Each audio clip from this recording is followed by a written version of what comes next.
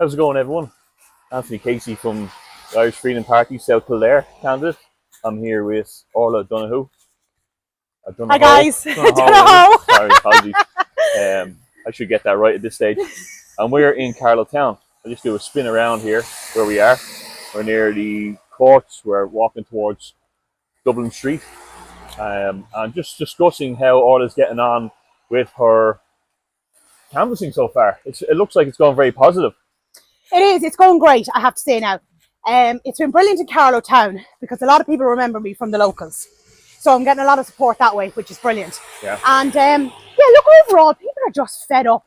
They're absolutely sick to death of what's going on with the government. So I really do think that people are going to come out in force this time round and we're going to see a big change. I really do. I know we spoke about it a bit before. What's the main things you're getting around the town here? What are people concerned about? Because I've seen you've been in and out, like you said, to small businesses.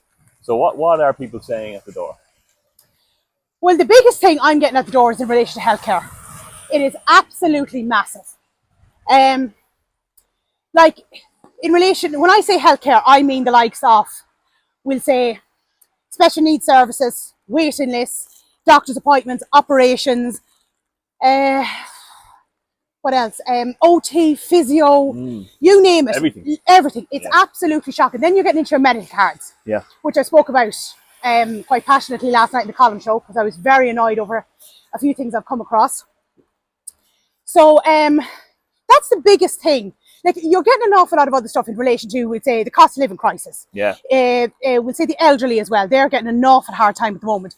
Immigration. Yeah. People are very worried and concerned about the amount of people coming into the country. A lot of carers. As well. Giving out about being means tested. Yeah. And an awful lot of them, they're not rich, they're not well off, you know, and they're very annoyed about all that because at the end of the day, like, they're saving the government an awful lot of money by, you know, we'll say by minding parents or aunts or uncles or do you know what I mean? Whoever they're exactly. Like whoever they're helping out with. You know, and they don't get enough support. They don't get enough funding. The means testing should be abolished. Yes. They're getting $250 or something like that. Like, ridiculous. You think about COVID times, everyone was given €350 because that was deemed a standard, the lowest standard of living cost. And inflation's only gone up since then. Yes. Now, I have to bring attention to something. I'm not going to record too much, but besides St. Bridget's nursing home, I know there was protests that you were involved at the time about people going in here. Do you want to speak on...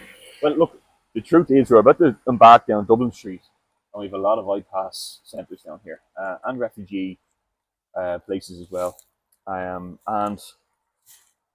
So I think a little bit the tourism sector in Carlow has taken a nosedive. It's extremely bad. I had a friend of mine, hadn't been here in about 2 years. He was here about a month ago, and he said, "Wow, this is a different town. It's dead," and he doesn't recognise anyone and all the rest. What do you make of all what's going on here? Well, if you want to show St. Bridget's there, right? So St. Bridget's was initially a maternity hospital, and then it was changed into a nursing home, and now it's ipas. So my thoughts on it is, there's this building, and then there's another building up there we'll show you called the Capuchin Friary. So the Capuchin Friary was where the monks were. And the last monk left in June of last year, and it was lying idle, and there's place for 50. So that was changed into, initially we were told Ukrainians were coming in, and then it turned out to be ipas, right? But that building was lying idle for a good 6 months. The protest in Carlow started in January, which I was involved in, and it carried on up until March, because it moved down then, after a few days up at the Friary, it moved down then to St. Bridget's. Now, St. Bridget's here, again, as I said, was a nursing home.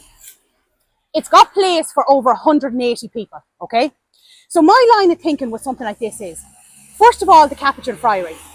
We desperately needed a women's refuge. Why was that not used for that? Now, there is a women's refuge going to be coming, I'm assuming next year. There is talk about that. This here as well, Carlow desperately needs a minor injury clinic and a minor health clinic to take the pressure off Kilkenny. And I even spoke about that out during the local elections. Why was this building that was lying idle for years not used for a minor injury health clinic? Now, again, like that, the funding is supposed to be coming for next year. And it's supposed to be going out to St. Denis. But again, there's buildings that could have been utilised long before they ended up being used for what they were used for.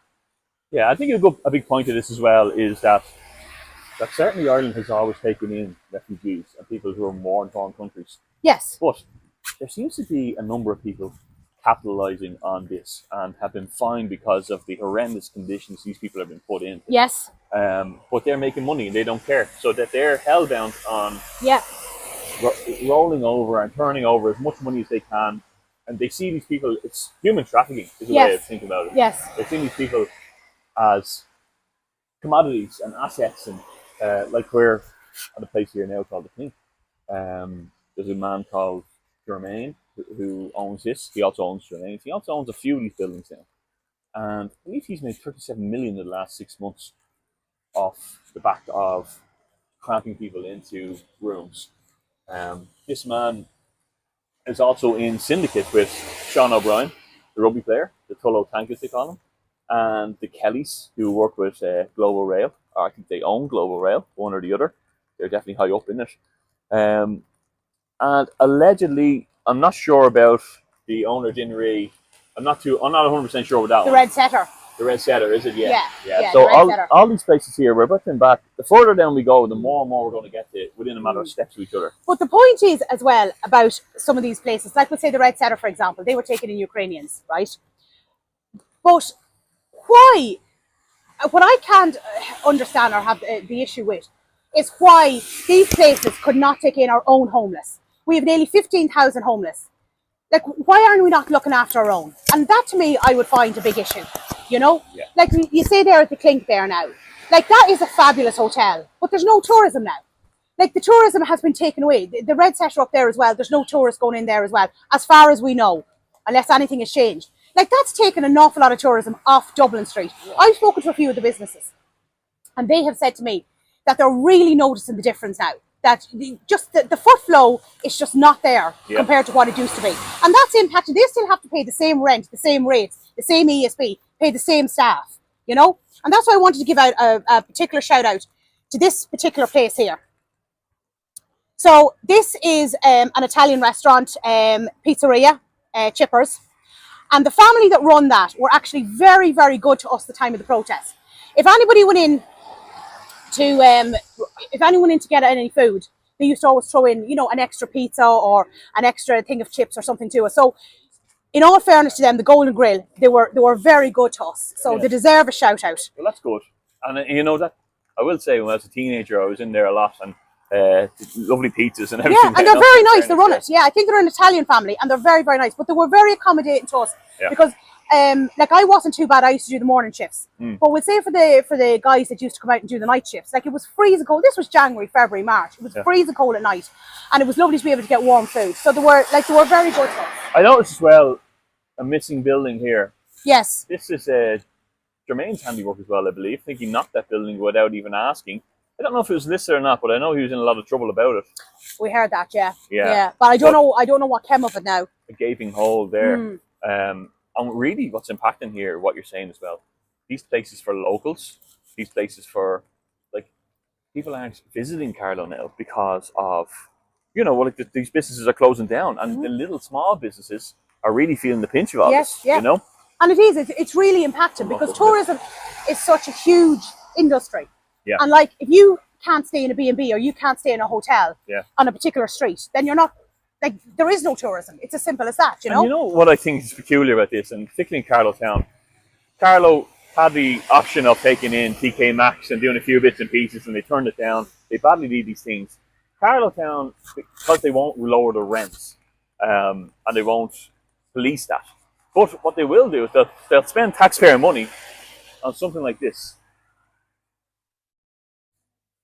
A rainbow crosswalk, the virtue signal. Now, that has no help our hands to anyone with colour blindness.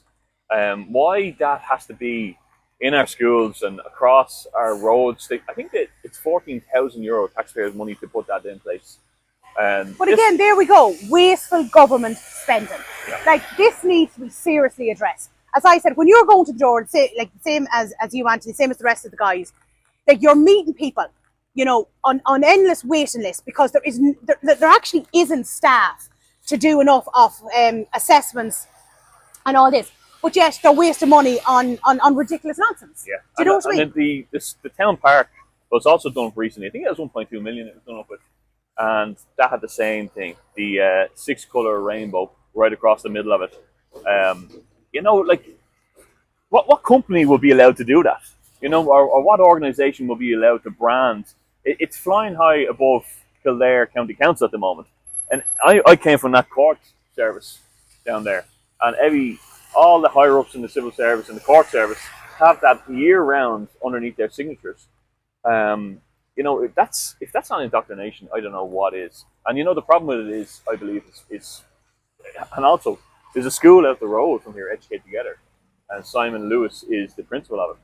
And you know, they have LGBT books brought in. There's pride flags in some of the classrooms. Like, you can just see within this kilometre stretch between the crosswalk, the playground, and the school, how much that's injecting into our kids' society. And really, it's Big Pharma pushing. They make their money off kids, puberty blockers, and the chopping block, which has a massive complication rate, massive suicide increase afterwards. I know a lot of parents like to virtue signal and bring their kids to these things, but even the parades are people in nudity and bondage. There's no need for kids to be part of it. But anyway, let's walk further down. Here's the Capuchin Friary. Yeah, so the Capuchin Friary is here. So you know the history of this? As I said, the Capuchin monks were here. Yeah. And the last monk left in June. Okay. And as I said, there's place for 50 here. And as I said, it was lying idle for 6 months. It's a lovely building. It is, it's beautiful. And you know what was very sad? When we were doing the protest here for the first few days, we were talking to some of the builders. And they said that there was stained glass inside that ended up being destroyed. You know, because there was a small chapel. And yeah, the stained glass was destroyed. Like, it's just terrible. Like, you know, like, just no pride, no respect, you know. Yeah. But again, this is a beautiful building. But wouldn't this have been perfect for a women's refuge? Yeah, yeah. You know? Or numerous other things that will bring the standard back up. Unfortunately, this is what we're seeing in a lot of little towns. Now, I think Carlow has been made a bit of an example of. And look, I'm South Kildare, but I've noticed here has been hit. Carlow also, if people want to look this up, it's one of the 3 first listed 10-minute towns. So if you go to your county council website, Carlow County Council, it's a 10-minute town where they try to push everybody out of the rural areas into the towns, get rid of the cars. That is going to come to Carlow, and make everything within 10 minutes. And then that ends up being allocations of how much time you can leave Carlow town. But it's C40 consortium that Ireland has signed up under, which means that eventually they'll just say cheat the green agenda and say you can't use your car for this or that or the other, and this will be. There's a walkway, I believe, that they're doing a lot more in Carlow. People can tell that the cycle paths are getting bigger, the green areas are getting bigger. All sounds well and good, but to what end? And that's the worrying thing. People will say, yeah, that's great, but the worry is it's getting bigger because they're trying to push the cars out and push the people in. Now, here's a good example of something I've been discussing at Loch Doors. And it actually came up in Thomastown a few times. So, if you look at that bistro place there, right, and then you've got Hanley's. So Hanley's has been done up at the moment for some form of accommodation, but we're not sure what sort yet. That bistro place is closed. Then you've got another building just down there in purple, closed as well. Then you have this place here, closed as well. Well, I was discussing with a good few people about looking above the shop fronts, right? We should be utilising an awful lot of those shop fronts, or not shop fronts, sorry, up above, for apartments. Yeah. Providing, obviously, fire regulations, building regulations. But wouldn't it be fantastic to make sure that an awful lot of these places that could be turned into apartments? Because that means then that people are living in the town centre itself. You know, it'll bring a buzz about the place. It'll have people spending money as well. It'll help as well. Like, I know a massive thing at the moment is our students. Carlow's a big IT town. Yes, they would be perfect for students. Right in the middle of town. Yeah. And students cannot get, they're travelling back and forth if they can afford, because they're students, the insurance and the fuel costs keep going up with the carbon tax. But if they can afford, accommodation. Why Yes. make that affordable accommodation for students? If Yes. we want the IT and keep putting money into the IT, but there's no accommodation around the town. And I know when I spoke to a few people in Thomastown, they were saying the same thing. Thomastown, a lot of businesses have closed. There's very few new businesses opening up, and they were saying the same thing. Why couldn't, up above shop fronts be used to, for accommodation? Yeah, absolutely. But shop fronts shouldn't. Shop fronts should be left as shop fronts for businesses coming in. Yeah, but a lot of space up there. There is. How many of them is in use? How many apartments could be used? But this is just half of the street. Taking all the other streets, think about all the other towns. Yeah. This is something that really could be utilised. We're in a desperate housing crisis at the moment. Why is something like this not really pushed? Yeah. Well, the problem seems to be that they're more hell-bound and accommodating and throwing everything at the people coming in. Like, we were talking about the anger at the doors and the old people. Like, people who are fighting for the medical card that they taxed all their life in this country, and these are just handed out. And you thinking about even some of the ipas people are annoyed at Ukrainians the way they've been treated, because they get free travel, they get free accommodation under the ARP system, they get free college, second level education. All these things that are pushing our own students are saying, not only can we not live here, but we can't even study here. Well, my son is a perfect example. We can't get the Susie grant, and he's in his final year of college, thank God. This year was the worst year for him trying to find accommodation. He was literally couch hopping because we could not find him anywhere to stay. Now, he's not in Carlow, but it's everywhere. Yeah. But again, Ukrainians are coming in. They're getting free college places. There was an article I was reading up where they're getting over €1,000 for expenses, for living expenses. And I spoke to a woman and her daughter yesterday, and they were livid over that. They were like, but we don't get anything like that. We have to pay for everything ourselves. So it's no wonder that people are annoyed. You can understand it. Then there was a woman I met 2 days ago. She's deciding between how much electricity she can use and how much coal she can put in a fire. She's 80 years old. How have we got to this sort of a situation that we cannot look after the elderly? Yeah. And that woman more than likely worked all her life as well. It's shocking. It's shocking. We've forgotten our own. That's the truth of it. And everyone who's saying, this is just terrible and racist, nobody's racist at all, because nobody gave out. It's an unfair system. Yeah, it doesn't matter what colour their skin are. These people are being brought in here and given the sun, moon, and stars. Well, our students cannot find accommodation, can't afford rent, and people are barely keeping the wolf from the door. Our elderly are being pushed out of nursing homes, just told to go home. They're not getting medical cards. So it's disgraceful. We've been going around all the new estates, and all the new estates they're more or less 3/4 foreign people. And I was with Martin Murphy yesterday in Callan in County Kilkenny, and there is a nursing home there that has been closed that is going to be turned into ipas. Why are we closing nursing homes? We need more nursing homes, not less. And several nursing homes have been closed. Yeah. My own mother's in a nursing home, and I know how difficult it was to get her into one. Why are we closing nursing homes? I know of old women. These questions need to be answered. The old women who went on hunger strike in Cherry Orchard because their nursing home was getting closed, they had nowhere to go. But still, they plowed on. They don't care. Yeah. It's unfortunately. But you know what? A big thing about this has to be, and we're walking up Tulloch Street now, and I know Murnane's office is up the top of it. I just want to say about these people who go around and shake hands with everybody, and I'm not directly attacking her, but I'm talking about the people in these parties, all of them. They've been making the same promises for the last 20 years. I don't know if anyone remembers 1977. I wasn't around for it, but I've seen Fianna Fáil's poster. It's a car disc, and it said, vote Fianna Fáil and we'll get rid of the car tax, motor tax. Yes. And we still have that. We still have Fianna Fáil. They're pulling the USC out again. Sure, they can always keep that in their pocket when they're under massive pressure to pull out these things. Now, you want to talk about Tulloch Street. Here we have building closed, Weatherspoons closed, right? That's shutting down as well, I believe. Sherlock's. Sure, it's closed, to rent. Yeah. Right? Again, as many of these up above shop fronts, are they being used as apartments? Since I've moved into town, all I've ever been hearing about is Tulloch Street. Yeah. And I believe allegedly there's a building here that used to be the Elveries that is turning iPass as well. No, it's not. It's not. Okay, got that one. It was initially, but it got refused. Okay. So I don't know what it's going to be used for now. So I know Carlow Town, because it's thrown into such a big constituency between Kilkenny and Carlow, Carlow Town's really crying out for a second TD at the moment. 100%, yes, definitely. And So, I am pushing for that yeah. because you can't have 4 TDs over in Kilkenny and 1 TD in Carlow. And no matter how good any TD is, they cannot do it all by themselves. We definitely need a second TD, 100%. Yeah.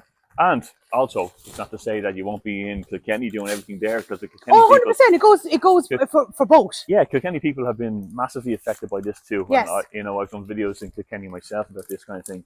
So, look. It's really about sharing the workload, and that is the big thing. As I said, even if it was 3 TDs in Kilkenny and 2 in Carlow, it's just, again, you can't have one person doing everything. Yeah. And Kilkenny is fantastic. I mean, Kilkenny is such a tourism place, and it's a beautiful city. Do you know what I mean? Yeah. But we definitely need an influx into Carlow. Look, Carlow's getting funding, and it's supposed to be one of these it's the ancient East, and we need to bring back the tourism sector to Carlow. Definitely. Because what happens when there's no tourism and there's nothing to do for the kids, there's no infrastructure, then that's when criminality creeps in, because if people have nothing to do, idle hands.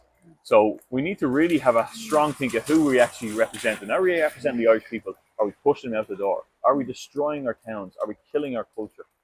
Just a virtue signal. Ireland has already taken in more than any other EU country in regards to this. And we're putting out messages in all different languages still. From Roderick O'Gorman, yes. I think we need to realise that controlled immigration is what's needed, not mass uncontrolled immigration. And we need to look at our immigration and how we can keep our own here, incentives. And here at the Irish Freedom Party, we sat down with teachers, nurses to write bills to keep them here in lieu of consecutive work, mobility systems. We sat down with homemakers to offer them a payment that they can stay at home and affordably have a family life if they want that.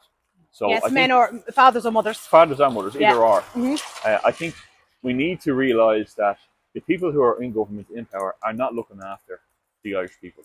So, Orla, do you want to say anything as we sign off?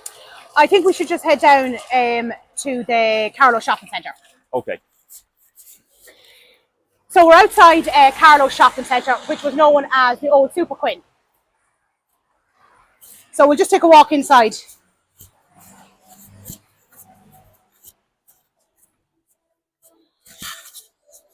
So this place right now is worse than a ghost town.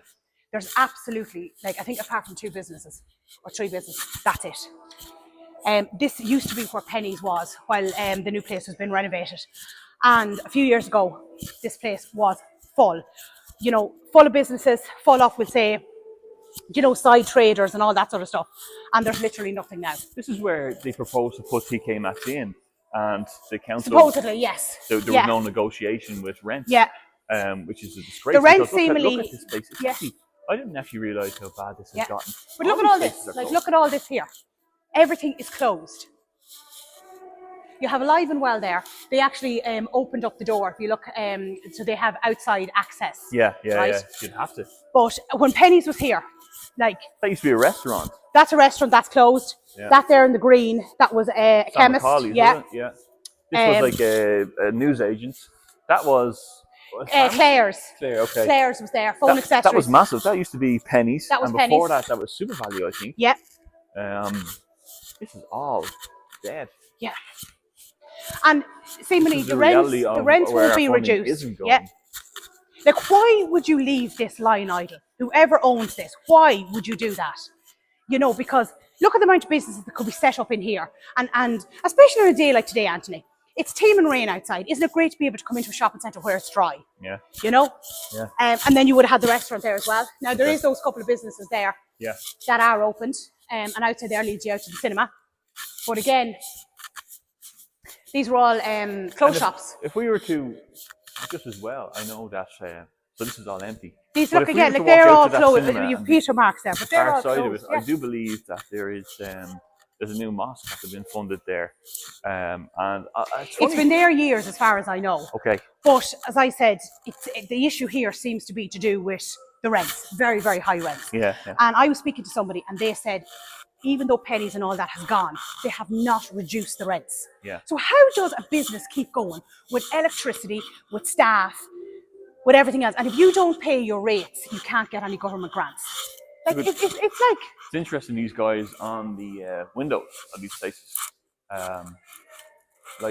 a new voice for Carlow. But sure, there's nobody to see them even because there's nobody here. Yeah. You know? But it's such a... And like it's a such an fantastic example building. of what hasn't been done for Carlow. For Yeah. people who are elected and no longer are now Like running again. the person who owns this building, if you have no interest in bringing it forward, then hand it over. Like sell it, give it to the council or whatever. Do you know what I mean? Why just leave it lying here idle? Yeah. Because at least if the council took it over, businesses could come back in, the restaurant could open back up. Look at the amount of staff that could be employed here. Yeah. The amount of money coming into the local economy as well. Like it just makes absolutely no sense to have a building just sitting here idle. Charity shop empty. Yeah. Everything's. Well, look, yeah. Orla, it's very sad. This is our last full week of canvassing. Yes. We're obviously canvassing until Thursday week. So you've been getting very positive so far. Everything's been very, very good, I have to say. What would you like to see happening to somewhere like this? Do you know, like to reroute advertisement for funding, maybe some of that ancient East funding that's coming from Carlow be injected into here to relaunch a restaurant? Or... I'd love to see this building be taken over properly and managed properly by somebody. You know, like why hold on to a building if there's nobody in it? It just makes absolutely no sense. Like we have 3 hotels here. We have the Dolman, we have the Seven Oaks, and we have the Talbot Hotel. There is 3 hotels here, you know? Like there is tourism, but there's just not enough. Yeah. And like having somewhere like this back open again, like this was a thriving place. Like Santa used to be over there. Yeah. And used to be like a creche queue, as well. Like I remember like queuing up and the queue and everything to here was amazing. And then as I said, people buying coffees and everything like that. You know, it was brilliant. I used to drop my 2 younger brothers there and went shopping, but this place would be jammers. Yeah, it was. Golden Disc there. Yeah. I know they all closed down. Like the big thing about it is Carlow's no longer a tourism spot. No. Look at the difference between here and Kilkenny. And you found 2 cafes to go for a coffee. Nothing scenic. You couldn't even do shopping here. I know Fairgreen's over there, but even Fairgreen is it's a big area, but there's very few shops in it. You know, you need the likes of this. And I know they're talking about joining this to Fairgreen. They've been talking about that for years, as far as I'm aware. Well, they're talking about doing a walkway. It's supposed to be a walkway with those buildings now, those houses being taken down and rebuilt. But there is supposed to be a walkway. But there's no point in having a walkway if there is nothing here. Yeah. Yeah. You know what I mean? So the council really need to start looking at this. Yeah. Well, look, fair play for talking to me this morning. This is a walk through Carlow Town with Irish Freedom Party candidate Orla Donohoe. Donohoe. I'll say it again. But look, guys, we need to vote out the career politicians. They're clearly not helping us, and they're destroying our towns, and they're not putting the Irish people first. That's the big problem. And we're going to feel this really bad in a few years if we allow this to continue. And our kids are going to have nowhere to go for recreational. We're not going to have any place for our elderly to go into nursing homes. We are sidelining everybody. Actually, another mention in relation to your hotels for tourism and all that. Because one of the first places I actually started working was in a hotel, and a hotel would normally take on staff, younger staff would say college staff and all that sort of stuff. But again, like that, you need tourists for that. You need businesses for that. Yeah. So like that affects your employment for your students who need money, you know? So there is that knock-on effect. Yeah, imagine students here and they live in the ghost town. They wouldn't want to live here. So look, thanks very much guys for tuning in. And we hope to talk to you at the doors very soon. And don't forget to reach out to us. We're both on all social media platforms. So appreciate it, guys. Thanks a lot. Thank you so much.